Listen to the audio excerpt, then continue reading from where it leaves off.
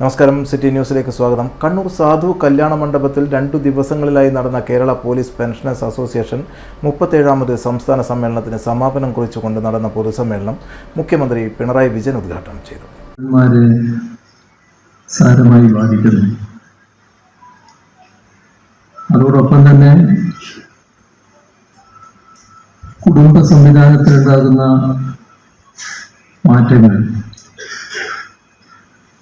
അത് വലിയ തോതിൽ മുതിർന്ന പൗരന്മാരെ ബാധിക്കുന്നു എന്നതാണ് കാണാൻ കഴിയുന്നത്.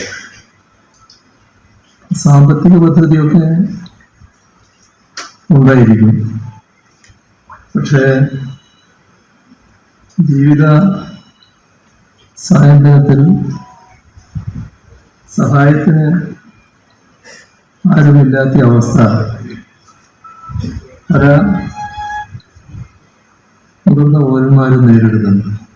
സംസ്ഥാന പ്രസിഡന്റ് കെ ജോസ് അധ്യക്ഷത വഹിച്ചു. മുതിർന്ന പൗരന്മാർ നേരിടുന്ന പ്രശ്നങ്ങളെ ഗവൺമെന്റ് അതീവ ഗൗരവമായി കാണുന്നുണ്ടെന്ന് മുഖ്യമന്ത്രി പറഞ്ഞു.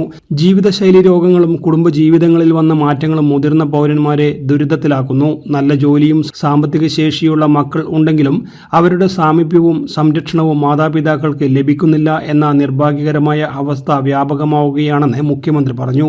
മന്ത്രി Ramachandran Kadannappally, doctor V Sivadasan MP, IG Yathish Chandra തുടങ്ങിയവർ സംസാരിച്ചു. News desk, city news.